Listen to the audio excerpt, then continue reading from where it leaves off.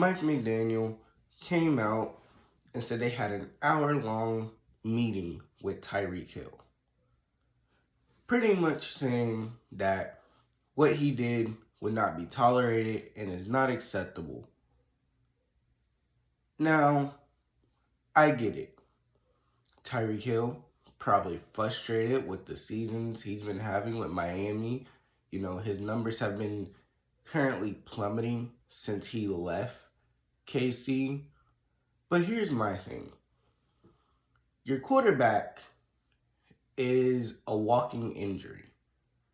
Tua gets hurt at least once a year. And everybody else on the team, Jalen Waddle, the tight end, Jonnu, everything else has kind of went downhill for Miami besides Devon Achane. Achane's been the only one in Miami trying to keep them alive. And so I get Tyreek Hill's frustration. I get it. He wants to win. And I think some of that stems from him being in Kansas City with Andy Reid, wanting to win. That's just like his mentality now. But you can't quit. I can't win with you. You're my star player. And you want to win. But when you can be on the field, you refuse to go on the field. I can't do anything with that. And that labels you as a quitter. Miami was in a do or die game, trying to at least try to cement their playoffs. Because winning would have gave you a little bit more of a chance. Now, with Denver doing what they did to KC, I know it didn't matter. But you could have done something. You could have at least made it, hey, we tried our hardest and that's all we can do.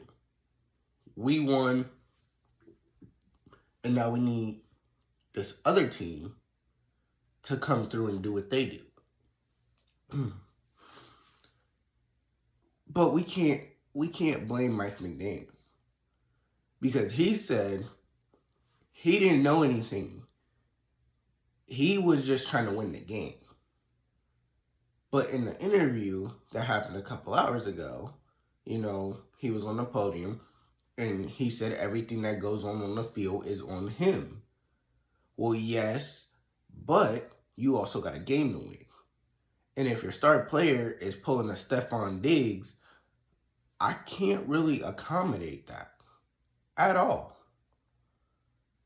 Now, what's going to happen from here? Is Miami going to go the Buffalo Bills route like they did with Diggs and just say, hey, we're done with you. You quit on us. We can't tolerate that?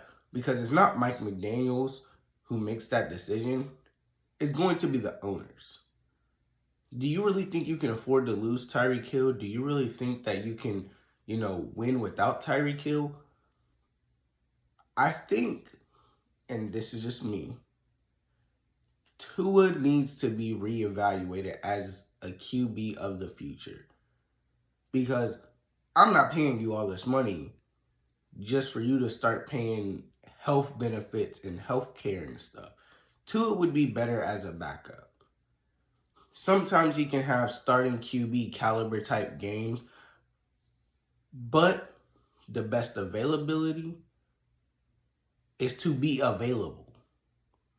You need to be available for your team. And I'm sure it's probably making Tyreek Hill mad that his starting QB just keeps getting injured and we're doing nothing about it. He's not even hitting 1,000 receiving yards or double-digit touchdowns like he used to. And that's probably also getting to him because it's making him look bad. So I wonder where Miami goes from here with Tyreek Hill. It seems like there's problems boiling with those two, Miami and Tyreek Hill. And I honestly hope that they figure something out because I want to see what happens with Tyreek Hill. Does he stay? Does he go? Do they trade him? and get some trade value out of him. I honestly would trade him. That would be my best bet, is to trade him, but we never know. This is the NFL, and anything can happen. Let me know what y'all think about this, y'all, because this is every year it's something. Last year was Diggs, this year it's Tyreek Hill. Let's see what happens.